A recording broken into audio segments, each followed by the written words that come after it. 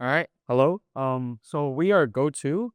I'm Zachary. I'm Eric. I'm Weihao. I'm Matthew. And so I want to start off by one thing we wanted to take a look at is how the transit system currently is based around moving adults to the transportation. But we wanted to focus on bringing the transportation to the adults. So our problem is that transit deserts are typically located in low income and like car free uh, adult regions where it makes it difficult to transport to educational services or workforce programs. For instance, right, like let's say you're an adult, you have a GED program, and the nearest bus stop is like 3 miles away, right? And you spend $22 taking just like an Uber or a car ride just to get to the bus stop, and then you go from there. Or even right, your trip in total is like 2 hours when we could probably optimize that with better transit routes. All right. I'll go over the four data sets that we used. The first one, it's the CDTA published schedules data set, which we just pull data on bus GPS coordinates and the wait time. We calculate wait time from those coordinates. We also use the NYSCD facility locations data set to find where the adult education sites are around the capital district. We also use the Census ACS 5-year estimates data set so we can collect data such as car-free house percentages or the median incomes so we can prioritize routes for most vulnerable individuals. And then we also use the OpenStreetMap data set to accurately follow actual street routes instead of just drawing straight lines. So this is happening everywhere. So just from the Hudson Valley community, we saw that 14,000 adults have to take have to take 45 minutes just to get to their destinations via a public transport. Uh, it takes around 52 minutes on average via public transport to get where you want to go, compared to driving, which only takes 12 minutes. That's a 5 times increase in transportation time just to get to your average location. So how exactly do we build it? We're going to highlight our two core features, which is our interactive GIS map that has layered overlays. And we're also going to highlight our AI route scoring engine, which is how we score which routes are more important to build than others.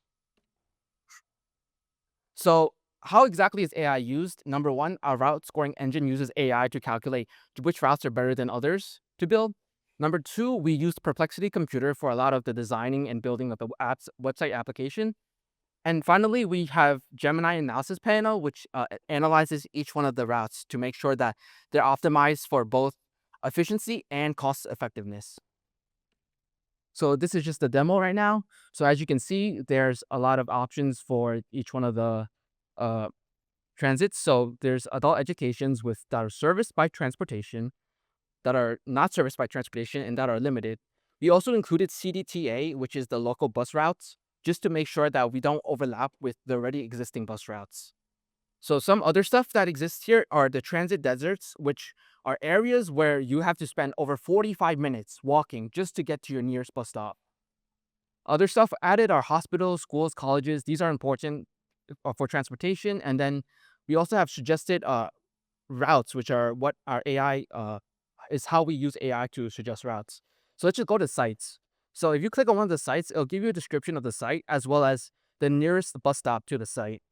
It also tells you the medium income and those nearby. If we click on one of the deserted sites, we see that some of these stops have no bus stops for over 8 miles, which is insane.